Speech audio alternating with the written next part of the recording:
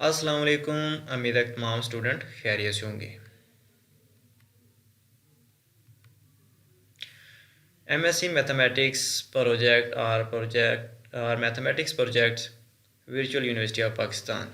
इंशाल्लाह इस ट्यूटोरियल में, इस वीडियो में हम डिस्कस करेंगे कि एमएससी मैथमेटिक्स का प्रोजेक्ट कैसे चूज़ करते हैं। उसके बारे में मुकम्मल इंशाल्लाह गाइडलाइन आप लोगों को इस वीडियो में प्रोवाइड करूँगा। Project guideline, how topics are easy of project. कौन से टॉपिक प्रोजेक्ट के लिए इजी होते हैं या प्रोजेक्ट के कौन से टॉपिक्स इजी होते हैं, आसान होते हैं। टॉपिक्स ऑफ डिफरेंशियल इक्वेशंस, ऐसे टॉपिक्स जिनमें डिफरेंशियल इक्वेशंस आ रही होती हैं वो टॉपिक्स इजी होते हैं। टॉपिक्स ऑफ इंटीग्रेशन, जो इंटीग्रेशन के रिलेटेड टॉपिक्स होते हैं वो भी टॉपिक्स इजी होते हैं। Topics of numerical solution of differential equations, या इस तरह के न्यूमेरिकल सॉल्यूशन के रिलेटेड जितने भी टॉपिक्स होते हैं वो भी आसान होते हैं, इजी होते हैं।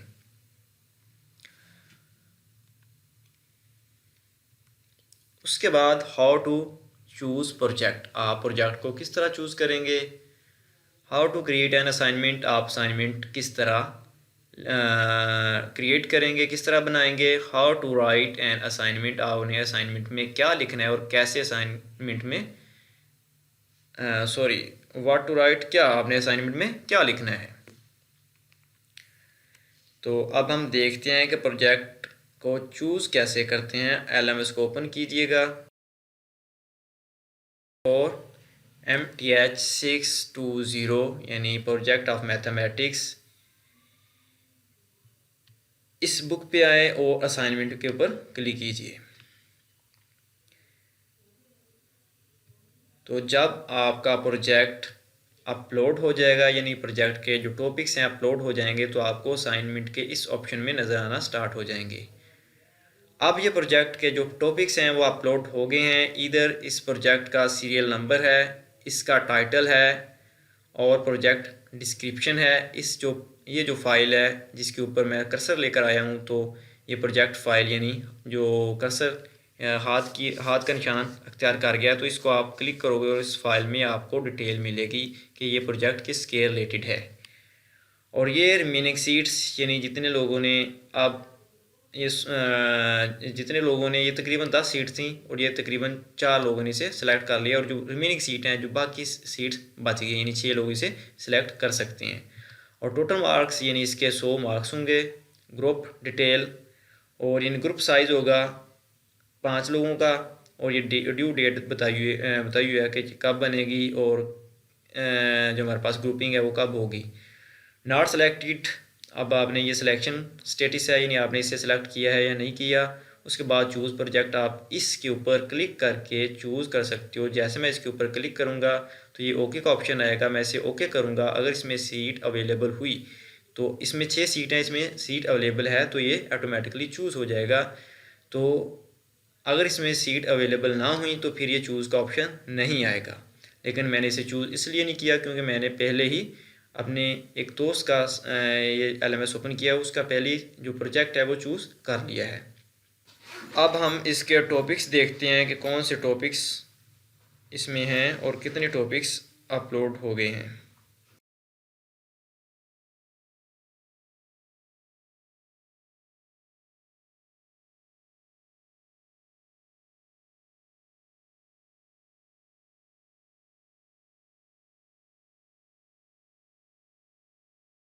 अब ये टॉपिक नंबर 8 इंतहाई आसान है। Analytical methods for solving non linear order differential equations. Supervisor हैं इसकी सुमेरा कासिम।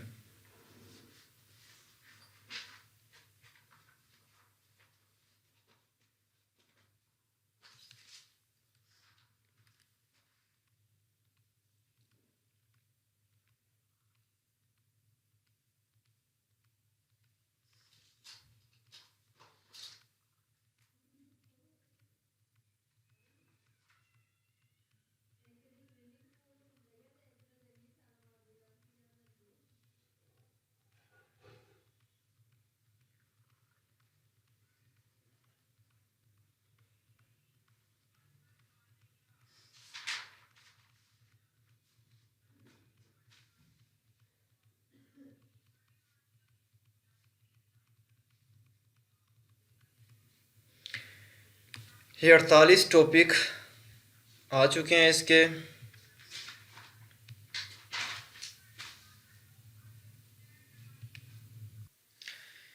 अब हम देखते हैं कि how to create an assignment, assignment को कैसे बनाना है।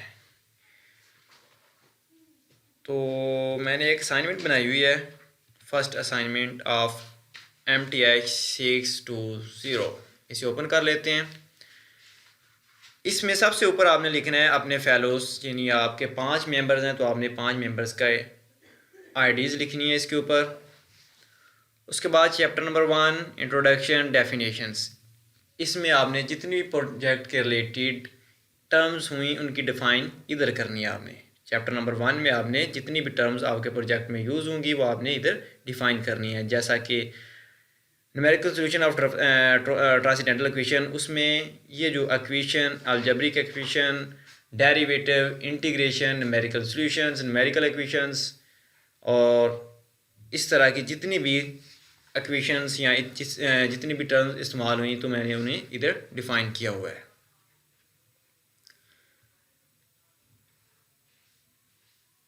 डेरिवेटिव, डिफरेंशियल इक्वेशन, यानी जितनी भी आपके प्रोजेक्ट के रिलेटेड प्रोजेक्ट में यानी जो आपकी टर्म्स इस्तेमाल होंगी वो आप इधर सबसे पहले डिफ़ाइन करोगे।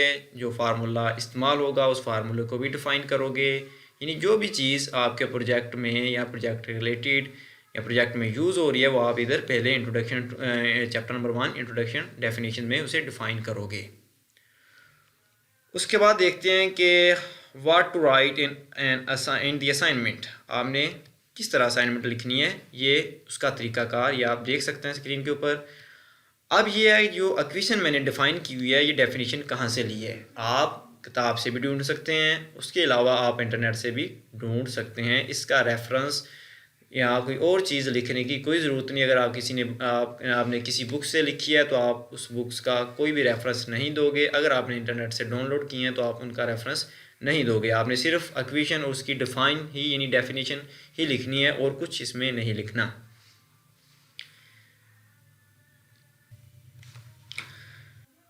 उम्मीद है कि इस प्रोजेक्ट की आप लोगों को अच्छे से समझ आई होगी और प्रोजेक्ट से आप फेमिलियर हो गए होंगे।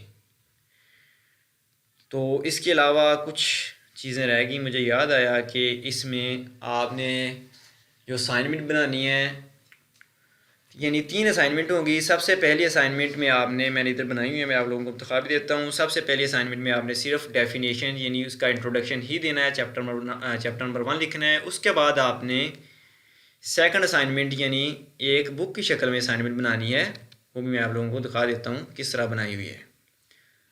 तो ये सेकंड असाइनमेंट बनानी है और ये टेम्पलेट फाइल में यानी एक किताब की शक्ल में लिखनी है।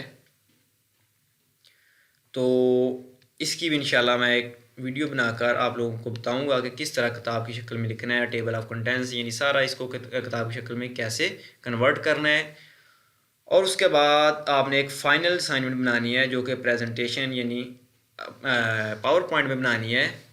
उसको आपने रिप्रेजेंट करना है यानी प्रेजेंटेशन देनी है जिसमें वाइवा होगा और प्रेजेंटेशन होगी आप लोगों की।